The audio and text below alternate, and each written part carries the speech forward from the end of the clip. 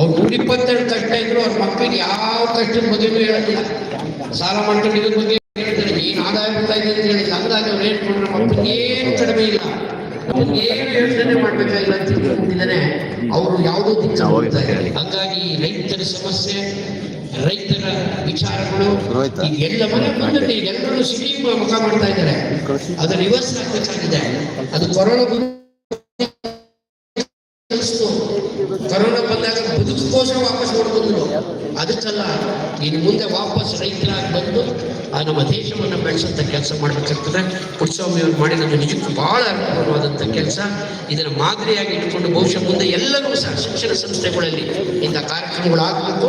At least ಒಂದಷ್ಟು ಜನ ಮಕ್ಕಳಿಗಾದ್ರೂ ರೈತರಂದ್ರೆ ಏನು, ಬೆಳೆ ಅಂದ್ರೆ ಏನು, ಗದ್ದೆ ಅಂದ್ರೆ ಏನು, ಹೆಂಗ್ ಬೆಳೀತಾರೆ, ಏನ್ ಮಾಡ್ತಾರೆ ಅಂತ ಇತ್ತೀಚಿನ ಬೆಂಗಳೂರಿನಲ್ಲಿ ಕೆಲವು ಶಿಕ್ಷಣ ಸಂಸ್ಥೆಗಳವೆ ಮಕ್ಕಳುಗಳನ್ನ ಅವರೇ ಕರ್ಕೊಂಡು ಹೋಗ್ತಾ ಇದ್ದಾರೆ ಗದ್ದೆಗಳಿಗೆ. ಅದೇ ಇದು ಗಿಡಗಳು ತೋರಿಸಿ, ಈ ಗಿಡ ಆ ಗಿಡ ತೆಂಗಿನಕಾಯಿ, ಎಷ್ಟೋ ಮಕ್ಕಳಿಗೆ ತೆಂಗಿನಕಾಯಿ ಬೆಳೀತದೆ ಗೊತ್ತಿಲ್ಲ, ಅವ್ರಿಗೆ ಮಾವಿನಕಾಯಿ ಬರುತ್ತೆ ಗೊತ್ತಿಲ್ಲ. ಅವನ್ನೆಲ್ಲ ತೋರಿಸಿದ್ರೆ ಅದಕ್ಕೆ ದೊಡ್ಡ 1 ಲಕ್ಷ ರೂಪಾಯಿ ಫೀಸ್ ಇಷ್ಟು ಕೊಟ್ಕೊಂಡು ಹೋಗ್ತಾ ಇದ್ದಾರೆ. ಸೊ ಹಂಗಾಗಿ ಇದು ಭಾಳ ಅರ್ಥಪೂರ್ಣವಾದ ಕೆಲಸ. ಆಮೇಲೆ ಎರಡನೇದಾಗಿ ಇವತ್ತು ನನಗೆ ಕೊಟ್ಟಿರುವಂಥದ್ದು ನೀರಿನ ಬಗ್ಗೆ.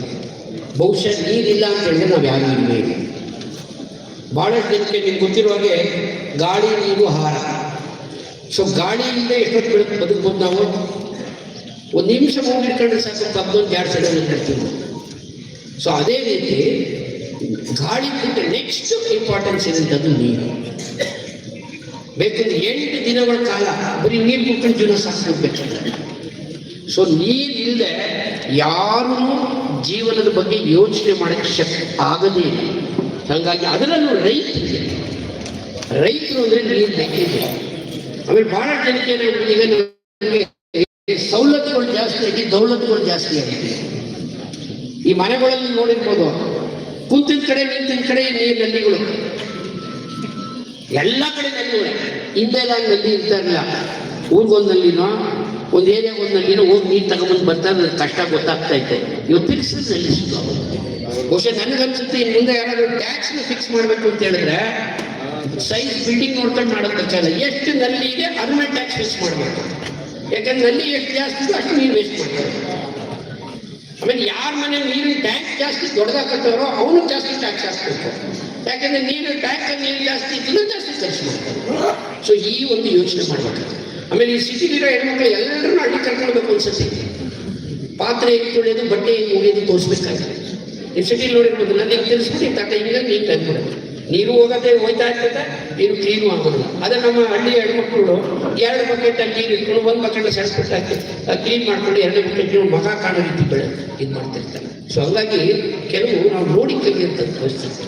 ಸೊ ಈ ನೀರಿನ ಏನು ಬಹಳ ಜನಕ್ಕೆ ಏನಾಗಿದೆ, ನಮಗೆ ಸಿಕ್ಕಾಪಟ್ಟೆ ನೀರಿದೆ, ಏನು ಯೋಚನೆ ಮಾಡಬೇಕಾಗಿಲ್ಲ. ಅದರ ಸ್ಮಾಲ್ 1-2 ಅಂಶಗಳನ್ನ ಹೇಳಿ ನಾನು ಅದನ್ನು ಮಾಡ್ತೇನೆ.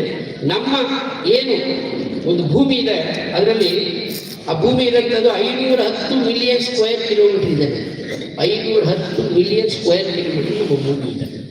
ಈ ಭೂಮಿಲಿ 70% ನೀರಿದೆ. ಹಂಗಾದ್ರೆ ಇನ್ನೇನಿದೆ ಸರ್, ಇದು ಯಾಕೆ ಬೇಕಾಗಿದೆ ಸರ್ ನಿಮ್ಗೆ ವಿಚಾರಗೋಷ್ಠಿ? 70% ನೀರಿದೆ, 30% ಜಾಗ ಇದೆ, ಇನ್ನೇನು ಬೇಕು ಸರ್ ನಮಗೆ ತಪ್ಪಿದ್ದೀವಿ. ಅಲ್ಲಿ 70% ನೀರಿದೆಯಲ್ಲ, ಎಲ್ಲ ನೀರು ನಿಮಗೆ ಲಭ್ಯತೆ ಆಗುತ್ತೆ. 70% ನೀರು ಅಂದರೆ 360 ಮಿಲಿಯನ್ ಸ್ಕ್ವೇರ್ ಕಿಲೋಮೀಟರ್ಷ್ಟು ನೀರಿದೆ. ಸೊ ಅದರಿಂದ ನಮಗೆ ಜಾಗ ಎಷ್ಟೇ ದೊಡ್ಡದಿದ್ರು ನೀರಿನ ಕಡೆ. ಸೊ ಈ 100% ಅಂದರೆ ಈಗ ಏನು 360 ಸ್ಕ್ವೇರ್ ಕಿಲೋಮೀಟರ್ ನೀರಿದೆ, ಅದರಲ್ಲಿ 100% ಅಂತ ಲೆಕ್ಕ ಹಾಕೊಂಡ್ರೆ 97% ಅದು ನಮಗೆ ಲಭ್ಯತೆ ಇಲ್ಲ. ಎಷ್ಟು ಪರ್ಸೆಂಟು? 97%. ಈ ನೀರು ಎಲ್ಲಪ್ಪ ಇದೆ ಅಂತ ಹೇಳಿದ್ರೆ ಸಮುದ್ರಲ್ಲಿದೆ. ಆ ಸಮುದ್ರದ ನೀರು ಕುಡಿಯೋಕ್ಕಾಗ್ತಿತ್ತ ನಿಮಗೆ? ಕುಡಿಯೋಕ್ಕಾಗೋದಿಲ್ಲ. ಸೊ ನೀವು ಉಳಿದಿರೋಂಥದ್ದು ಕೇವಲ 3% ನೀರು ಮಾತ್ರ. ಆಮೇಲೆ 3% ನಿಮಗೆ ಲಭ್ಯತೆ ಇಲ್ಲ. ಅದರ 1% ನೀರು ನಿಮಗೆ ಗ್ಲೇಷಿಯರ್ಸ್ ಇದೆ, ಹಿಮಾಲಯದಲ್ಲಿ ಆ ತಲುಪಿನಲ್ಲಿ ಅಲ್ಲಿ ಮಂಜುಗಡ್ಡೆ ಬೀಳ್ತಿದ್ದಿದೆ. ಸೊ ಹಂಗಾಗಿ ಆ ನೀರನ್ನ ನೀವು ತಗೊಳಕ್ ಸಾಧ್ಯವೇ ಇಲ್ಲ. ಅಪ್ಪಿತಪ್ಪಿ ಮಂಜುಗಡ್ಡೆ ಎಲ್ಲ ಕರಗಿಬಿಟ್ರು ನಮ್ದು ಏನು ಲ್ಯಾಂಡ್ ಇದೆ ಕಡಿಮೆ ಆಗೋಗ್ಬಿಟ್ಟಿಲ್ಲ, ಅದು ಕರಗೂಬಾರ್ದು, ನಾವು ಉಪಯೋಗಿಸೋಕ್ಕೂ ಆಗೋದಿಲ್ಲ. ಈಗೇನು ನಿಮ್ಗೆಲ್ಲ ಗೊತ್ತಿರೋ ಹಾಗೇನೆ ಹೋದಾಗಲೇ ಹೋಗ್ತಾ ಇದೆ, ಇದರಿಂದ ನಮ್ಮ ಹಿಮ ಗಿಡಗಳೆಲ್ಲ ಕರಗ್ತಾವೆ, ಹಿಮಾಲಯ ಕರಗ್ತಾ ಇದೆ, ನಾವು ಹೇಳ್ತಾ ಇದ್ದೀವಲ್ಲ, ಗುಡಿಸ ಒಳ್ಳೆದಕ್ಕೆ ನೀರು ಬಂದಿದೆ ಅಂತ ಅನ್ಕೊಳ್ಳೋದಿಲ್ಲ. ಆ ನೀರೇನಾದ್ರು ಬಂದು ಈಗ ಆಗ ಶ್ರೀಲಂಕಾ ಈ ಕಡೆ ಎಲ್ಲ ಮುಚ್ಕೊಂಡು ಹೋಗ್ಬಿಟ್ಟು ಸ್ವಲ್ಪ ದಿವಸ ಹೋದ್ರೆ ಆ ನೀರಿನ ಮಟ್ಟ ಜಾಸ್ತಿ ಆಗ್ತಿತ್ತು ನಮಗೆ. ಸೊ ಹಂಗಾಗಿ ಅದನ್ನು ನಾವು ಉಳಿಸ್ಕೋಬೇಕಾಗ್ತದೆ. ಇನ್ನು ಉಳಿದಿರೋಂಥದ್ದು ನಮ್ಮ 3% ಒಳಗಡೆ ನೀರಲ್ಲೂ ನಮ್ಗೆ ಎಲ್ಲ ನೀರು ಲಭ್ಯತೆ ಇದೆ. ಇದನ್ನ ನಾವು ಮನಸ್ಸಿಟ್ಕೋಬೇಕಾಗ್ತದೆ. ನಮ್ಗೆ ಇರೋಂಥ ಲಭ್ಯತೆ ನಿಜ ಹೇಳ್ಬೇಕಂತಂದ್ರೆ ಇನ್ನೊಂದು ಪರ್ಸೆಂಟ್ ಎಲ್ಲಪ್ಪ ನೀರಿದೆ ಅಂದ್ರೆ ಅಂತರ್ಜಲದಿಂದ ಮಾಹಿತಿ. ಅಂತರ್ಜಲ ಹೆಂಗಪ್ಪ ಅಂದ್ರೆ ನಾವು ಬ್ಯಾಂಕ್ ಇದ್ದಂಗೆ. ಈ ಬ್ಯಾಂಕ್ ಅಕೌಂಟ್ ಹೆಂಗೆ ಓಪನ್ ಮಾಡ್ತೀರಿ ನೀವು? ಸುಮ್ಮನೆ ಅಕೌಂಟ್ ಓಪನ್ ಮಾಡ್ತಿರ್ತೀರಾ? ಮೋದಿಯವರು 0 ಬ್ಯಾಂಕ್ ಬ್ಯಾಲೆನ್ಸ್ ಅಕೌಂಟ್ ಓಪನ್ ಮಾಡ್ಕೊಂಡಂತ ನಿಮ್ಮ ದುಡ್ಡುಗಳು ಎಲ್ಲೋ ಇಟ್ಕೊಳ್ಬೋದು, ಅಲ್ಲಿ ಶೇಖರಣೆ ಮಾಡ್ಕೊಳ್ಳೋಣ, ಕಷ್ಟ ಬಂದಾಗ ಬಳಸ್ಕೊಳ್ಳೋಣ ಅಂತ ಅನ್ಕೊಳ್ತೀವಿ. ನೀವು ಬ್ಯಾಂಕಲ್ಲಿ ಎಷ್ಟು ದುಡ್ಡು ತೆಗಿಬೋದು? ನೀವು ಬ್ಯಾಂಕಿಗೆ ಎಷ್ಟು ದುಡ್ಡು ಹಾಕಿದ್ರು ಅಷ್ಟೇ ತೆಗಿ, ಹಂಗಿಂದ ಅಷ್ಟೇ ತೆಗಿಯಕ್ಕೆ ಸಾಧ್ಯವಾ? ಹಂಗೆ ಅಂತರ್ಜಲ ನಮಗೆ. ಈ ಅಂತರ್ಜಲನ ನಾವು ಯಾವ ರೀತಿ ನೀರನ್ನ ಮರುಪೂರೈಕೆ ಮಾಡ್ತೀವೋ ಆಗ ಅದು ಉಳ್ಕೊಂಡಿರುತ್ತೆ. ಆಮೇಲೆ ನಮ್ಮ ಪೂರ್ವಜರು ಎಷ್ಟೋ ಜನ ಅಂತರ್ಜಲನ ಬಳಸಲೇ ಇಲ್ಲ, ಹಂಗೆ ಉಳಿಸ್ಬಿಟ್ಟು ಹೋಗ್ತಾರೆ. ನಮಗೆ ಈಗ ನಾವು ಸಿಕ್ಕಿದ ಕಡೆ ಕೊರೆದು ನೀರೆಲ್ಲ ಖಾಲಿ ಮಾಡ್ತೀವಿ. ಈ ನೀರು ಖಾಲಿ ಆಗ್ತಾ ಇದೆ. ಅಂತರ್ಜಲ ನೀವು ಬೋರ್ ಮುಂಚೆ 10 ಅಡಿ 20 ಅಡಿ 30 ಅಡಿ ಬೋರ್ ಸಿಕ್ತಿತ್ತು, ಇವತ್ತು ಸಿಕ್ತಿತ್ತು ನಿಮಗೆ 100 ಅಡಿ. ಯಾಕೆ ಹೋಗಿದೆ ಅಂತ ಹೇಳಿದ್ರೆ ಎಲ್ಲ ನೀರನ್ನ ತೊಟ್ಟು ಖಾಲಿ ಮಾಡಿಬಿಟ್ಟಿತ್ತು. ಸೊ ನಿಮ್ಮ ಅಪ್ಪ ದುಡ್ಡು ಮಾಡಿದ್ರೆ ಪೂರ್ತಿ ಖಾಲಿ ಮಾಡಿಬಿಟ್ಟು ಅಂದ್ರೆ ಬೈತಾ ಇರ್ತಾನೆ ನೀವು. ಅದೇ ರೀತಿ ಅಂತರ್ಜಲನ ಉಳಿಸ್ಕೋಬೇಕಾಗ್ತದೆ. ಕಷ್ಟ ಬಂದಾಗ ಬಳಸ್ಕೋಬೇಕಾಗ್ತದೆ. ನಾವು ಹಂಗಲ್ಲ ಸಿಕ್ಕಿದ ಕಡೆ ಬೋರ್ ಹೊಡಿ, ಸರ್ಕಾರದಿಂದ ಯೋಜನೆ ಇದೆ, ಮೋಟರ್ ಕೊಡ್ತಾರೆ, ಬೋರ್ ಹಾಕ್ಸ್ತಾರೆ, ತಗೊಂಡು ಖಾಲಿ ಮಾಡ್ತಾ ಕೂತಿದ್ವಿ. ಸೊ ಅಂತರ್ಜಲವನ್ನು ನಾವು ಉಳಿಸ್ಬೇಕಾದ ಪರಿಸ್ಥಿತಿ ಬಂದಿದೆ ನಮಗೆ. ಆಮೇಲೆ ಇನ್ನೊಂದು ನಮ್ಮ ನೀರಿನ ಸಮಸ್ಯೆ ಸ್ಟಾರ್ಟ್ ಆಗಿರುತ್ತೆ ಅಂದ್ರೆ, ನಾವು ಎಲ್ಲಿ ನೋಡಿ ಯಾವ ನದಿ ಕ್ಲೀನ್ ಆಗಿದೆ. ನೀವು ಇಂಥ ಕಾಲದಲ್ಲಿ ಕೆಲಸ ಮಾಡ್ಕೊಂಡು ಬಂದ್ರೆ ಕೈ ನೀರು ಕುಡಿತೀರಿ, ಇವತ್ತು ಕುಡಿತೀರಾ? ಇವತ್ತು ಕುಡಿಯಕ್ಕೆ ಆಗದಿಲ್ಲ. ನೀವು ಆ ನೀರನ್ನು ನಾವು ಮಲಿನ ಮಾಡ್ತಾ ಕೂತಿದ್ದೇವೆ. ಸೊ ಹಂಗಾಗಿ ನಮಗೆ ಲಭ್ಯ ಇರುವಂಥ ನೀರು ಬಹಳ ಕಡಿಮೆ. ಸೊ ಈ ಲಭ್ಯ ಇರುವಂಥ 3% ನೀರಲ್ಲಿ ನಮಗೆ ಉಪಯೋಗ ಬರೋದು 1%. ಇನ್ನೊಂದು % ಅಂತರ್ಜಲದಲ್ಲಿ ಇರೋದನ್ನು ನಾವು ಬಳಸಬಾರ್ದು. ಕಷ್ಟ ಬಂದಾಗ ಬಳಸ್ಕೋಬೇಕು. ನಿಮ್ಮ ತಂದೆ ಸಾಸಿವೆ, ನಿಮ್ಮ ತಾಯಿ ಸಾಸಿವೆ ಪೆಟ್ರೋಲ್ ಇಡ್ತಿದ್ರು. ಕಷ್ಟ ಬಂದಾಗ ಯಾರಿಗೂ ಗೊತ್ತಿದ್ದಂಗೆ ಬೇಕಾದಾಗ ತಗೊಳ್ಳೋಣ ಅಂತೇಳಿ ಅದೇ ರೀತಿಯಲ್ಲಿ ಪೆಟ್ಟೆ ಇಡ್ತಿದ್ರು. ಉದ್ದೇಶ ಏನಪ್ಪ ಅಂದರೆ ನೆಸೆಸಿಟಿ ಬಿದ್ದಾಗ ಬಳಸ್ಕೋಬೇಕು ಅಂತೇಳಿ. ಸೊ ಹಂಗಾಗಿ ಇರೋ 1% ನೀರನ್ನ ನಾವು ಸರಿಯಾಗಿ ಸದ್ಬಳಕೆ ಮಾಡಬೇಕು, ಬಳಕೆ ಮಾಡಬೇಕು. ಆ ಒಂದು ಪರಿಸ್ಥಿತಿ ಬಂದು ಇವಾಗೆಲ್ಲ ನೀರಿನ ಬಾಟ್ಲಿ ನೀವು ನೋಡ್ತಾ ಇದ್ದೀವಿ. ಹಿಂದೆ ನೀರಿನ ಬಾಟ್ಲಿ ನೋಡಿದ್ರೆ ನೀವು ಇಲ್ವೇ ಇಲ್ಲ. ನೀವು ಹಿಂದೆ ನಿಮ್ಮ ಮನೆಗೆ ಯಾರಾದ್ರೂ ಹಾಲು ತಂದು ಹಾಕಿದ್ರೆ ಎಷ್ಟು ನೀರು ಹಾಕಿದ್ದೆ ಅಂತ ಕೇಳ್ತಿದ್ರಲ್ವಾ? ಇನ್ನು ಮುಂದೆ ಕೇಳಂಗೇ ಇಲ್ಲ ನೀವು. ಯಾಕೆಂದ್ರೆ ಹಾಲಿಗಿಂತ ನೀರಿನ ರೇಟೇ ಜಾಸ್ತಿ ಇಲ್ಲ. ಆ ಒಂದು ಪರಿಸ್ಥಿತಿ ಬಂದು ನಿಂತ್ಕೋತಾ ಇದೆ ನಮಗೆ. ಸೊ ನೀರಿನ ಆಮೇಲೆ ನೀರಿಲ್ಲ ಅಂದ್ರೆ ಕಷ್ಟ. ಯಾರಾದ್ರು 20 ರೂಪಾಯಿ ಕೊಟ್ಟು ನೀರಿನ ಬಾಟ್ಲು ಈಗ ಹಾಲಿನ ರೇಟ್ ಕಡಿಮೆ ಮಾಡಿ ಅಂತ ಕೇಳ್ತಿರೋ, ಯಾರಾದ್ರು ನೀರಿನ ಬಾಟ್ಲು ಕಡಿಮೆ ಮಾಡಿ ಅಂತ ಕೇಳ್ತೀರ ನೀವು? ಸುಮ್ಮನೆ ಕೊಟ್ಬಿಟ್ಟು ಕೈ ನೀವು ಕೊಟ್ಬಿಟ್ಟು ಬರ್ತಾ ಇದ್ದೀವಿ ನಾವು. ನಮ್ಮ ಪರಿಸ್ಥಿತಿ ಹಂಗಾಗಿದೆ. ಇವತ್ತು ಹಾಲಿಗಿಂತ ನೀರೇ ಜಾಸ್ತಿ ಆಗೋಕೆ ರೇಟ್ ಜಾಸ್ತಿ ಆಗಿರೋದ್ರಿಂದ ಇನ್ನು ಮುಂದೆ ಹಾಲಿಗೆ ನೀರು ಹಾಕಂತ ಪರಿಸ್ಥಿತಿ ಬರೋದಿಲ್ಲ. ಸೊ ಇದು ಆಮೇಲೆ ಎರಡನೇದಾಗಿ ಇನ್ನು 1% ನೀರು ನಾವು ಯಾವ್ಯಾವ ಬಳಸ್ತಾ ಇದ್ದೀವಿ? 90% ಅಗ್ರಿಕಲ್ಚರ್. ಇವತ್ತು ಯಾಕೆ ಈ ಒಂದು ಗೋಷ್ಠಿ ಬಹಳ ಪ್ರಮುಖವಾಗಿದೆ ಅಂತ ಹೇಳಿದ್ರೆ, ನಮ್ಮ ಲಭ್ಯ ಇರುವಂತದ್ದು 100% ನೀರಲ್ಲಿ 90% ಕೃಷಿಗೆ ಬಳಸ್ತಾ ಇದ್ದೀವಿ. ಆ 90% ಕೃಷಿಗೆ ಬಳಸ್ತಾ ಇರೋದ್ರಿಂದ ನಾವು ಸ್ವಲ್ಪ ಎಚ್ಚೆತ್ಕೊಂಡು ನಾವು ಕೆಲಸ ಮಾಡಬೇಕಾಗ್ತದೆ. ಇಲ್ಲದೆ ಹೋದ್ರೆ ಯಾಕೆ ನಾವು ಕೃಷಿಗೆ ನಾವು ಸದ್ಬಳಕೆ ಮಾಡಬೇಕು ಅಂತ ತಿಳ್ಕೊಂಡು ಬಹಳ ಜನ ರೈತರಿಗೆ ಏನಾಗಿದೆ, ಈಗ ನೀರಿಗೆ ಬೆಲೆನೇ ಇಲ್ಲ. ನಿಮಗೆ ಫ್ರೀ ನೀರು ಬರ್ತಾ ಇದೆ, ಏನೋ ಹೋಗ್ತಾ ಇದೆ, ನೀರು ಕಟ್ಬಿಟ್ಟು ಬಿಟ್ಬಿಡೋದು. ಬಹುಶಃ ನಿಮ್ಗೆ ಆಶ್ಚರ್ಯ ಪಡ್ಬೋದು, ನಮ್ಮ ಮಂಡ್ಯ ಬಂದರು ಆ ಕಡೆ ಇಲ್ಲ ನೀರು ಏನು ತಮಿಳ್ನಾಡಿಗೆ ಹೋಗ್ತೈತಲ್ಲ ನೀರು, ಅವರು ಸಹ ರೈತರು ಬಹಳ ಖುಷಿಯಾಗಿದ್ದಾರೆ. ಯಾಕೆ ಅಂತ ಹೇಳಿದ್ರೆ ಬರೀ ನೀರು ಬರ್ತಾ ಇಲ್ಲ ಅವ್ರಿಗೆ ನಿಮ್ಮ ಗದ್ದೆಗಳಿಂದ. ನೀವು ಹಾಕಿರೋ ಗೊಬ್ಬರನೂ ಹೋಗ್ತಾ ಇದೆ, ರಾತ್ರಿ ನೀರು ಕಟ್ಬಿಡೋದು, ಮನೆಗೆ ಹೋಗಿ ಮನೆಗೆ ಸಂಬಿಡೋದು. ಸೊ ಗೊಬ್ಬರ ಸಮಯವಾಗಿ ನೀರು ಹೋಗ್ತಾ ಇದೆ, ಅವ್ರು ನಿಮ್ಮ ನೀರು ಇಟ್ಕೊಂಡು ಅವ್ರು ಬೆಳೆ ಕಟ್ಕೊಂಡು ಹೋಗ್ತಾ ಇದ್ದಾರೆ.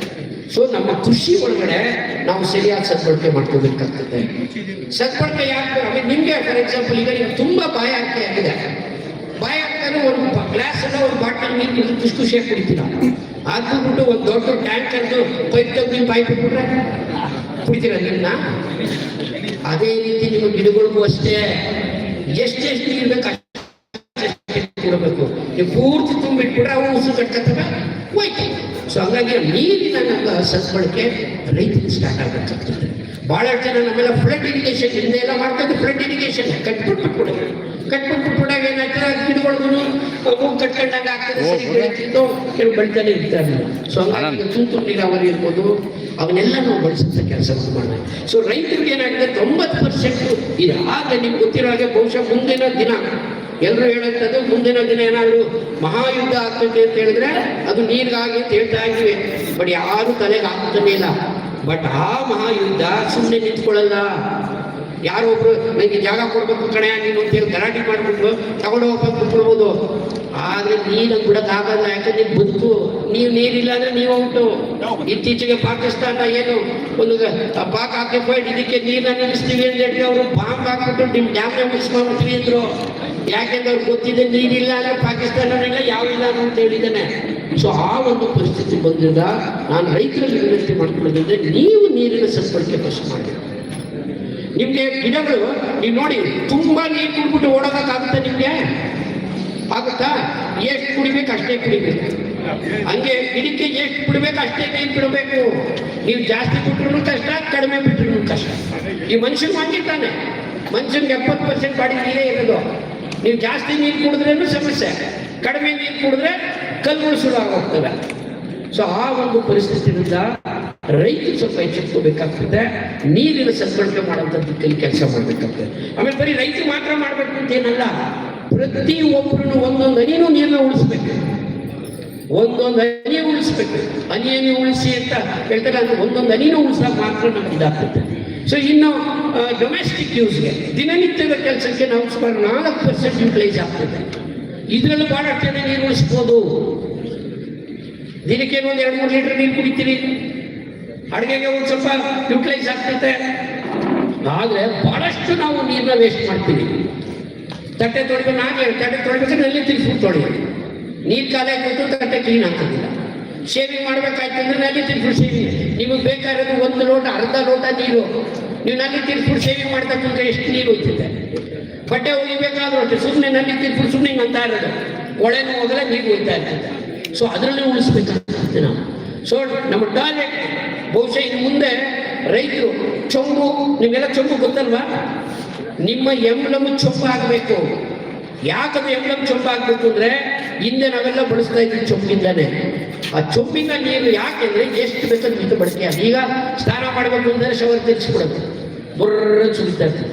ಇಲ್ಲ ಬಕೆಟ್ ಅಂತ ತಲೆ ಮೇಲೆ ಹಾಕೊಂಡು ಕ್ಲೀನ್ ಆಗ್ತೈತೆ ನಿಮ್ಗದು. ಸೊ ಅಲ್ಲೂ ನೀರು ವೇಸ್ಟ್ ಆಗ್ತದೆ. ಸೊ ಅಲ್ಲಿ ಉಳಿಸ್ಬೇಕಾಗ್ತದೆ. ಅಡುಗೆನೂ ಎಷ್ಟಾಗಿ ಉಳಿಸ್ಬೋದು, ಬಟ್ಟೆ ಅದಕ್ಕೆ ಹಾಕ್ಬೋದು.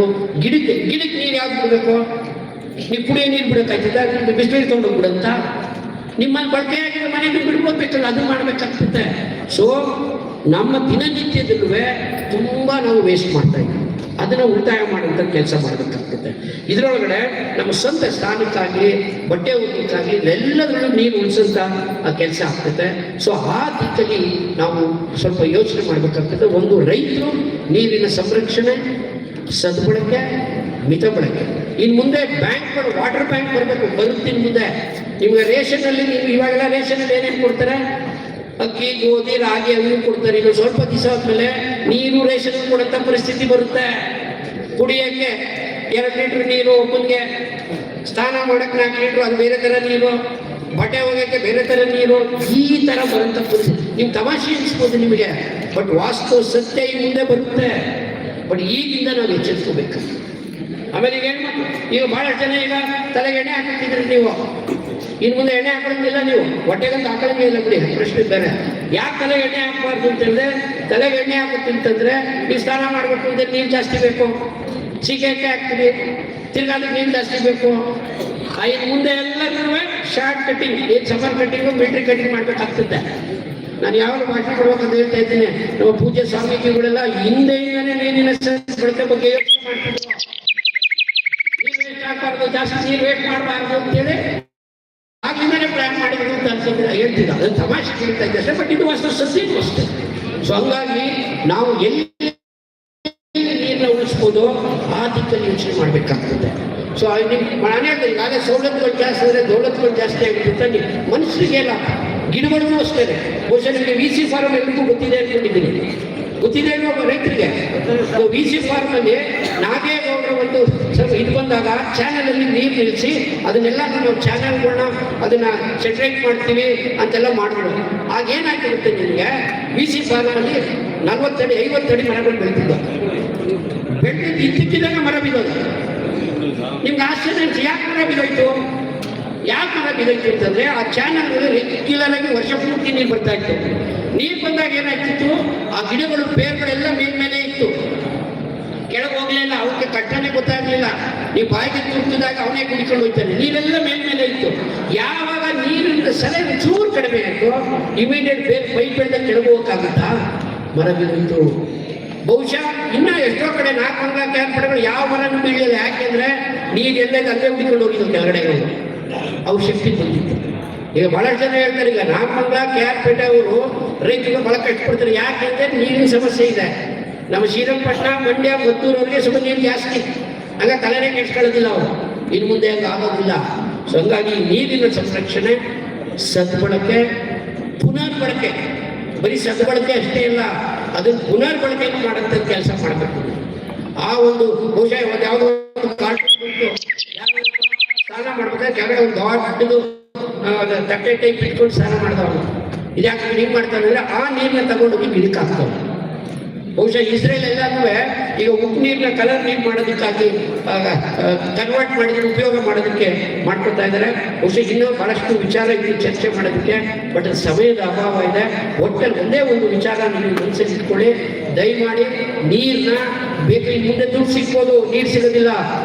ಗಾಂಧೀಜಿ ಅವಾಗಲೇ ಹೇಳಿದ್ರು, ದುಡ್ಡನ್ನ ನೀವು ಬಹಳ ಜನ ಏನ್ ಮಾಡ್ತೀರಿ, ನೀರನ್ನ ಹೆಂಗೋ ಖರ್ಚು ಮಾಡಂತ ಯೋಚನೆ ಮಾಡ್ತಿರ್ಲಿಲ್ಲ. ಇನ್ನು ಮುಂದೆ ನೀವೇನಾದ್ರು ಒಂದು ಮಗು ನೀರು ಎಷ್ಟೇ ಅಂದ್ರೆ ಬಿಸ್ಲೆಟ್ ಬಾಟ್ ಲೆಕ್ಕ ಹಾಕೊಂಡು 20 ರೂಪಾಯಿ ಹೋಯ್ತು. ಇನ್ನು ಮುಂದೆ ನೀರನ್ನ ದುಡ್ಡು ತರ ಖರ್ಚು ಮಾಡ್ಬೇಕಾಗ್ತದೆ. ಆಗ ಮಾತ್ರ ಆಗ್ತದೆ. ಮುಂದಿನ ದಿನಗಳಲ್ಲಿ ಈ ನೀರಿನ ಸಮಸ್ಯೆ ಜಾಸ್ತಿ ಆಗೋದಂತೂ ಗ್ಯಾರಂಟಿ, ಕಡಿಮೆ ಅಂತೂ ಆಗಕ್ಕೆ ಸಾಧ್ಯವೇ ಇಲ್ಲ. ಜನಸಂಖ್ಯೆ ಜಾಸ್ತಿ ಆಗೇ ಆಗ್ತಾ ಇದೆ, ನೀರನ್ನ ಮಲಿನ ಮಾಡ್ತಾ ಇದ್ದೀವಿ, ಸರಿಯಾಗಿ ಮಳೆ ಬರ್ತಾ ಇಲ್ಲ, ಎಲ್ಲೆಲ್ಲೋ ಮಳೆ ಬರ್ತೈತೆ, ಬೇಕಾದಾಗ ಬರೋದಿಲ್ಲ. ಹಿಂಗೆಲ್ಲ ಆಗಿರೋದ್ರಿಂದ ನೀರಿನ ಸಮಸ್ಯೆನ ನಾವು ಈಗಲಿಂದನೇ ಅರ್ಥ ಮಾಡಿಕೊಂಡು ಕಷ್ಟ ಬಂದಾಗಿ ಒದ್ದಾಡೋದ್ರೆ ಈಗಲೇ ನಾವು ಎಚ್ಚೆಚ್ಕೊಂಡಿದ್ದೇನೆ ನಾವು ಪ್ಲಾನ್ ಔಟ್ ಮಾಡಬೇಕು. ಬಹುಶಃ ರೈತರು ನನ್ನ ಮನೆಗೆ ಒಂದೇ ಒಂದು, ಈಗ FPO ಅಂತ ಹೇಳಿದ್ದೇನೆ, ಕೇಂದ್ರ ಸರ್ಕಾರ ಮತ್ತು ರಾಜ್ಯ ಸರ್ಕಾರ ಒಂದು FPO ಅಂತ ಒಂದು ಸ್ಕೀಮ್ ಇದೆ. ದಯವಿಟ್ಟು ಅದ್ರ ಬಗ್ಗೆ ಸ್ವಲ್ಪ ಯೋಚನೆ ಮಾಡಿ. ನೀವು ಬರೀ ನನ್ನ ವಿಚಿತ್ರ ಅಂದ್ರೆ ಈ ಪ್ರಪಂಚದಲ್ಲಿ ಯಾವ ಸಮಸ್ಯೆ ಬೇಕಾದ್ರೂ ಸಾಲ್ವ್ ಮಾಡ್ಬೋದು, ಬಟ್ ರೈತರ ಸಮಸ್ಯೆ ಸಾಲ್ವ್ ಮಾಡೋಕ್ಕಾಯ್ತಾ ಇಲ್ಲ. ಹಿಂದೆ ಇರ್ತದೆ, ಅದನ್ನೇ ಹೇಳ್ಕೊಂಡು ಬಂದಿದ್ದೀರಿ, ನಮಗೆ ಬೆಲೆ ಕೊಡಿ, ಮಧ್ಯವರ್ತಿ ಮೋಸ ಮಾಡ್ತಾವನೆ, ರೈತರು ಸರಿಯಾಗಿ ಸಿಗ್ತಿಲ್ಲ, ಸೀಡ್ ಸಿಗ್ತಾ ಇಲ್ಲ, ಫರ್ಟಿಲೈಸರ್ ಸಿಗ್ತಾ ಇಲ್ಲ. ಏನು ಇದಕ್ಕೆ ಪರಿಹಾರ ಇಲ್ವಾ? ಇದೆ. ಯಾರಿಗೂ ಬೇಕಾಗಿಲ್ಲ, ಯಾರಿಗೂ ಈ ಪರಿಹಾರ ಬೇಕಾಗಿಲ್ಲ, ರೈತರಿಗೂ ಬೇಕಾಗಿಲ್ಲ.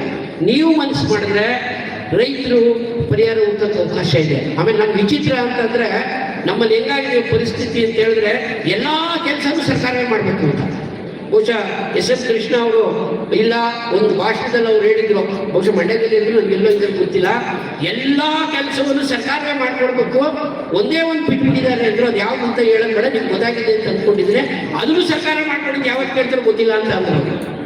ಈಗ ನೀವೆಲ್ಲ ಸಬ್ಸಿಡಿ ಎಷ್ಟು ಸಿಗುತ್ತೆ, ಅದು ಸಿಗುತ್ತೆ, ಇದು ಸಿಗುತ್ತೆ ಅಂತ ಹೇಳ್ತಾ ಹೊರತು ನಿಮ್ಮ ಕಾಂಟ್ರಿಬ್ಯೂಷನ್ ಏನಿದೆ ಅಂತ ಹೇಳಿದ್ರೆ FPO ಅನ್ನೋದು ತುಂಬಾ ಒಳ್ಳೆ. ನೀವು ಹೇಳ್ತೀರಾ ಯಾರು ವರ್ತಕ ಸೀಡ್ಸ್ನ ಮೋಸ ಮಾಡ್ಬಿಟ್ಟಾರೆ, ನನಗೆ ಕಳಪೆ ಸೀಡ್ಸ್ ಕೊಟ್ಬಿಟ್ಟ ಅಂತಾರೆ. ನಿಮ್ಗೆ FPO ನಿಮಗೆ ಲೈಸೆನ್ಸ್ ಕೊಡ್ತಾರೆ, ನೀವೇ ತರಿಸಿ, ನೀವೇ ನಿಮ್ಮ ರೈತರಿಗೆ. ಗೊಬ್ಬರ ಮೋಸ ಮಾಡ್ದ ಅಂತೀರಾ, ಗೊಬ್ಬರಕ್ಕೆ ನಿಮಗೆ ಲೈಸೆನ್ಸ್ ಕೊಡ್ತಾರೆ, ಫ್ಯಾಕ್ಟ್ರಿ ರೇಟಾಗಿ ಬರುತ್ತೆ ನಿಮಗೆ, ನೀವೇ ತರಿಸಿ, ನೀವೇ. ಸೊ ನಾವು ವರ್ತಕ ಮಾರಾಟ ಮಾಡ್ಬೇಕಾದ್ರೆ ತೊಂದರೆ ಕೊಡ್ತಾವನ್ನ ಬೇಡ, ನೀವೇ ಮಾರಾಟ ಮಾಡಿ. ಸೊ ಎಲ್ಲದಕ್ಕೂ ಪರಿಹಾರ FPO ಇದೆ. ರೈತರು ನಾವು ಮನವಿ ಮಾಡ್ಕೊತೀನಿ, ಸರ್ಕಾರದ ಮೇಲೆ ನಿಂತ್ಕೋಬೇಡಿ, ಸರ್ಕಾರದ ಮೇಲೆ ಅವಲಂಬಿತರಾಗಬೇಡಿ. ಎಲ್ಲಿವರೆಗೂ ನಿಮ್ಮ ಕಾರಣ ನೀವು ನಿಂತ್ಕೊಳ್ಳೋದಿಲ್ವೋ ಅಲ್ಲಿವರೆಗೂ ನೀವು ಉದಾರ ಆಗಬೇಕು.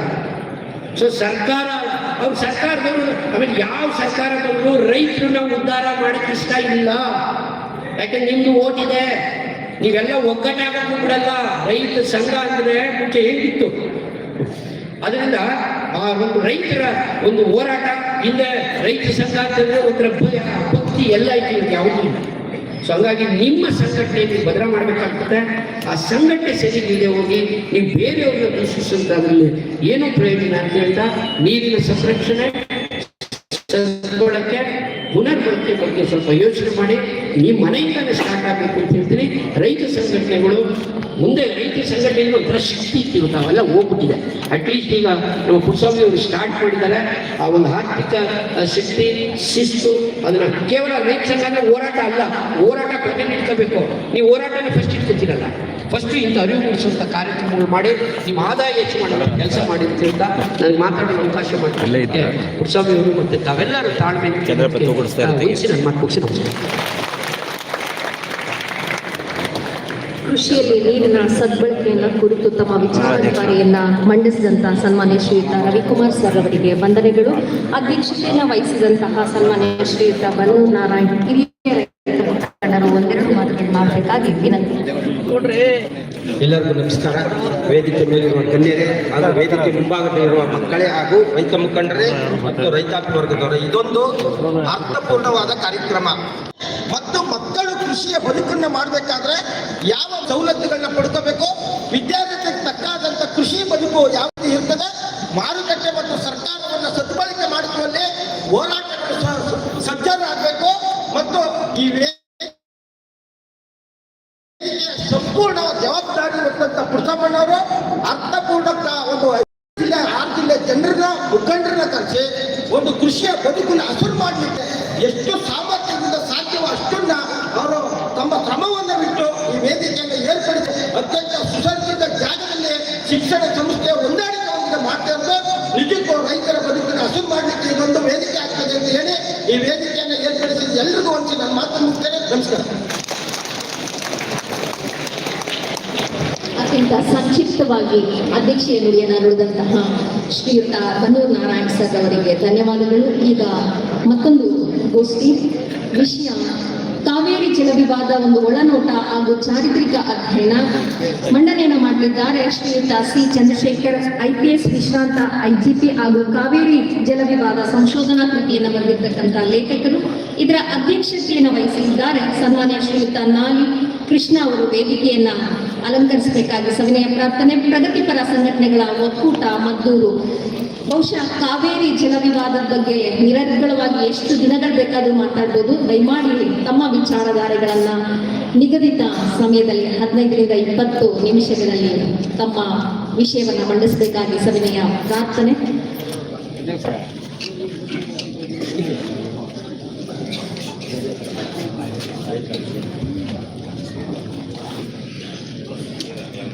ಸ್ವಾಮೀಜಿಯವರಿಗೆ ನನ್ನ ನಮನ. ವೇದಿಕೆಯ ಮೇಲಿರುವ ಗಣ್ಯರೇ ಹಾಗೂ ಬಂಧುಗಳೇ, ಈ ಭಾಷಣ 11 ಗಂಟೆಗೆ ಶುರುವಾಗಿತ್ತು. ಇದು 2 ಗಂಟೆ ತಡವಾಗಿ ಆಗ್ತಾ ಇದೆ. ನನಗಿರುವಂತಹ ಈ ಕಾಲಾವಕಾಶದಲ್ಲಿ ಈ ಕಾವೇರಿ ವಿವಾದಕ್ಕೆ ಸಂಬಂಧಪಟ್ಟಂತಹ ಮೂಲ ಮಾಹಿತಿಯನ್ನು ಎಷ್ಟು ಸಂಕ್ಷಿಪ್ತವಾಗಿ ಕೊಡೋದಕ್ಕೆ ಸಾಧ್ಯವೋ ಅಷ್ಟು ನನ್ನ ಪ್ರಯತ್ನವನ್ನು ನಾನು ಮಾಡ್ತೇನೆ. ಸಾಮಾನ್ಯವಾಗಿ ಎಲ್ಲರೂ ಕೇಳುವಂಥ ಪ್ರಶ್ನೆ ಏನು ಅಂತಂದರೆ, ಈ ಕಾವೇರಿ ವಿವಾದ ಯಾವಾಗ ಶುರುವಾಯಿತು, ಏನು ಕಾರಣಕ್ಕೆ ಶುರುವಾಯಿತು ಅನ್ನೋದು ಒಂದು ಪ್ರಶ್ನೆ. ಅದು ನಾವು ಈ ಕಳೆದ ಸುಮಾರು 220 ವರ್ಷಗಳ ಇತಿಹಾಸವನ್ನು ನೋಡಿದ್ರೆ ಯಾವುದಾದ್ರೂ ಒಂದು ನಿರ್ದಿಷ್ಟವಾದಂತಹ ಘಟನೆಯನ್ನು ಹುಡುಕಿಕೊಂಡು ಹೋದರೆ ಆ ಘಟನೆ ನಮಗೆ ಕಾಣಿಸೋದು 1807ರಲ್ಲಿ. 1807ರಲ್ಲಿ ತಂಜಾವೂರಿನ ರೈತರು ಆವಾಗಿನ ಕಾಲದ ಈಸ್ಟ್ ಇಂಡಿಯಾ ಕಂಪ್ನಿಗೆ ಒಂದು ಕಂಪ್ಲೇಂಟ್ನ ಬರೆದರು. ಅದೇನಪ್ಪ ಅಂತಂದರೆ, ಮೈಸೂರಿನಲ್ಲಿ ಕಾವೇರಿ ನದಿಗೆ ಕೆಲವು ಕೆರೆಗಳಲ್ಲಿ ಹೂಳೆತ್ತುವ ಕೆಲಸ ಮತ್ತು ನಾಲೆಗಳ ದುರಸ್ತಿ ಆಗ್ತಾ ಇದೆ. ಇದಾಗೋದ್ರಿಂದ ಕಾವೇರಿನಲ್ಲಿ ಹರಿದು ಬರುವಂತಹ ನೀರಿನ ಪ್ರಮಾಣ ಕಮ್ಮಿ ಆಗುತ್ತೆ, ಈ ಕೆಲಸವನ್ನು ನಿಲ್ಲಿಸಬೇಕು ಅಂತ ಹೇಳಿದರು. ಈ ಕಂಪ್ಲೇಂಟನ್ನು ಅವಾಗಿನ ಕರ್ನಲ್ ವಿಲಿಕ್ಸ್ ಅಂತ ಒಬ್ಬ ಬ್ರಿಟಿಷ್ ಅಧಿಕಾರಿ ವಿಚಾರಣೆ ನಡೆಸಿ ಅವರು ಹೇಳಿದರು, ಈ ಕೆರೆಗಳು ಮತ್ತು ನದಿಗಳಿಂದ ಹರಿದು ಬರುವಂತಹ ನಾಲೆಗಳು ಬಹಳ 100 ವರ್ಷಗಳಿಂದ ಇದ್ದಾವೆ. ಈಗ ಈ ಕೆಲಸ ಶುರು ಮಾಡಿರೋದರಿಂದ ಈ ನೀರಿನ ಪ್ರಮಾಣದಲ್ಲಿ ಕಮ್ಮಿ ಏನೂ ಆಗೋದಿಲ್ಲ ಅಂತ ಅವರು ಹೇಳಿದರು. ಇದು ದಿವಾನ್ ಪೂರ್ಣಯ್ಯನವರು ಕೈಗೊಂಡಂಥ ಕೆಲಸ. ಯಾಕಪ್ಪ ಅಂತಂದರೆ ಸುಮಾರು 50 ವರ್ಷಗಳ ಕಾಲ ಮೈಸೂರು ಸಂಸ್ಥಾನ ಈಸ್ಟ್ ಇಂಡಿಯಾ ಕಂಪನಿ ಜೊತೆ 1767ರಿಂದ 4 ಯುದ್ಧಗಳನ್ನು ಮಾಡಿದ ಸಮಯದಲ್ಲಿ ಕೃಷಿ ಒಂದು ಎಷ್ಟರ ಮಟ್ಟಿಗೆ ಅದು ಇದನ್ನು ಎಷ್ಟರ ಮಟ್ಟಿಗೆ ಆದ್ಯತೆಯನ್ನು ಪಡ್ಕೋಬೇಕಿತ್ತು ಅದು ಪಡ್ಕೊಳ್ಳಿಲ್ಲ. ಆ ಕಾರಣಕ್ಕೋಸ್ಕರ ಈ ಕೆರೆಗಳ ಮತ್ತು ನಾಲೆಗಳ ದುರಸ್ತಿ ಬಹಳ ಅವಶ್ಯಕವಾಗಿ ಕಂಡುಬಂತು. ಇದಾದ ಮೇಲೆ ನಮಗೆ ಇನ್ನೊಬ್ಬರು ಬ್ರಿಟಿಷ್ ಅಧಿಕಾರಿ ನಮ್ಮ ರಾಜ್ಯಕ್ಕೆ ಬಂದರು. ಅವರ ಹೆಸರು ಕರ್ನಲ್ ಸ್ಯಾಂಕಿ ಅಂತ. ಅವರು ಮುಂದೆ ನಮ್ಮ ಸರ್ಕಾರ ಇಟ್ಟಂತಹ ಒಂದು ಯೋಜನೆ ಏನಪ್ಪ ಅಂತಂದರೆ, ನಮ್ಮ ರಾಜ್ಯದಲ್ಲಿ ಕ್ಷಾಮದಿಂದ ಪ್ರತಿ ವರ್ಷವೂ ಸಾವಿರಾರು ಜನರು, ಲಕ್ಷಾಂತರ ಜನರು ಸಾಯ್ತಾ ಇದ್ದಾರೆ ಮತ್ತು ನಮಗೆ ನೀರಿನ ಕೊರತೆ ತುಂಬ ಕಂಡು ಬರ್ತಾ ಇದೆ. ಇವರಿಗೆ ಈ ನೀರಿನ ನಿರ್ವಹಣೆಯಲ್ಲಿ ಹೆಚ್ಚು ಪರಿಣತಿ ಇದ್ದಿದ್ದರಿಂದ ನಿಮ್ಮ ಶಿಫಾರಸುಗಳು ಏನು ಅಂತ ಕರ್ನಲ್ ಸ್ಯಾಂಕಿ ಅವರಿಗೆ ಕೇಳಿದರು. ಕರ್ನಲ್ ಸ್ಯಾಂಕಿ ಅವರು 30 ವರ್ಷಗಳ ಕಾಲ ನಮ್ಮ ರಾಜ್ಯದಲ್ಲಿ ಬಿದ್ದ ಮಳೆಯ ಮಾಹಿತಿಯ ಸಂಗ್ರಹಣೆಯನ್ನು ಮಾಡಿ ಅವ್ರು ಹೇಳಿದರು, ನಮಗೆ ಈ ಪಶ್ಚಿಮ ಘಟ್ಟ 2000 ಅಡಿಯ ಒಂದು ದೊಡ್ಡ ಗೋಡೆಯಾಗಿ ಅದರಿಂದ ನಮಗೆ ಅರಬ್ಬಿ ಸಮುದ್ರದಿಂದ ಎಷ್ಟು ಪ್ರಮಾಣದಲ್ಲಿ ಮಳೆಯನ್ನು ಹೊತ್ತ ಮೋಡಗಳು ಬರಬೇಕೋ ಅದು ಬರ್ತಾ ಇಲ್ಲ. ಯಾಕೆಂದರೆ ಇದೊಂದು 2000 ಅಡಿಯ ಗೋಡೆಯಾಗಿದೆ. ಹಾಗಾಗಿ ನಾವು ಈ ಮಳೆಯ ಕೊರತೆಯ ಪ್ರದೇಶವಾಗಿ ಶಾಶ್ವತವಾಗಿ ಉಳ್ಕೊಂಡ್ಬಿಟ್ಟಿದ್ದೇವೆ. ಇದನ್ನು ರೈನ್ ಶ್ಯಾಡೋ ಏರಿಯಾ ಅಂತ ಹೇಳ್ತಾರೆ. ಹಾಗಾಗಿ ಮೈಸೂರು ಸಂಸ್ಥಾನಕ್ಕೆ ಹೆಚ್ಚು ಮಳೆ ಬೀಳ್ತಾ ಇಲ್ಲ. ನಮಗೆ ಮಳೆ ಬಿದ್ದಾಗ ನಾವು ಕೆರೆಗಳಲ್ಲೇ ನಾವು ಅದನ್ನು ಅಭಿವೃದ್ಧಿಪಡಿಸಿ ನಾವು ಸುಮಾರು 30% ನೀರಿನ ಸಂಗ್ರಹಣೆ ನಮ್ಮ ಕೆರೆಗಳಲ್ಲಿ ಮಾಡೋದಕ್ಕೆ ಸಾಧ್ಯವಾದರೆ ನಮಗೆ ಈ ಮಳೆಯ ವೈಫಲ್ಯದ ದಿನಗಳಲ್ಲಿ ನಮಗೆ ನಮ್ಮ ರೈತರಿಗೆ ಅವ್ರಿಗೂ ಒದಗಿ ಬರುವ ಸಂಕಷ್ಟವನ್ನು ಇದರಿಂದ ನಿವಾರಣೆ ಮಾಡಬಹುದು ಅನ್ನುವ ಶಿಫಾರಸನ್ನು ಕರ್ನಲ್ ಸ್ಯಾಂಕಿ ಅವರು ನಮಗೆ ಕೊಟ್ಟರು. ಆ ನಿಟ್ಟಿನಲ್ಲಿ ನಮ್ಮ ಸರ್ಕಾರ ಅಂದರೆ ಮೈಸೂರು ಸರ್ಕಾರ, ನಾವು ಮುಂದೆ ಈಗ ಕರ್ನಾಟಕ ಆಗಿದ್ದೀವಿ, ಆದರೆ ಒಂದು ಕಾಲದಲ್ಲಿ ಬರೀ ಮೈಸೂರು 8 ಜಿಲ್ಲೆಗಳ ಮೈಸೂರು ಸರ್ಕಾರ ಸಂಸ್ಥೆ ಆಗಿದ್ವಿ. ಇವರು ಸಾಕಷ್ಟು ಕೆಲಸಗಳನ್ನ ಕೈಗೊಂಡರು. ಅವಾಗ ಮಡ್ರಾಸ್ ಪ್ರೆಸಿಡೆನ್ಸಿಗೆ ಇದರ ಬಗ್ಗೆ ಆತಂಕ ಉಂಟಾಯಿತು. ಆಗ ಅವರು ಯೋಚನೆ ಮಾಡಿದ್ರು, ಏನಾದರೂ ಮಾಡಿ ನಾವು ಈ ಮೈಸೂರನ್ನ ಕೈ ಕಾಲು ಕಟ್ಟಾಕಿ ಅವರು ಈ ಹೊಸ ಯೋಜನೆಗಳನ್ನ ಮಾಡ್ತಾ ಇರೋ ರೀತಿಯಲ್ಲಿ ನಾವು ಏನಾದರೂ ಒಂದು ಪ್ರೋಗ್ರಾಮ್ ಮಾಡಬೇಕು ಅಂತ ಹೇಳಿ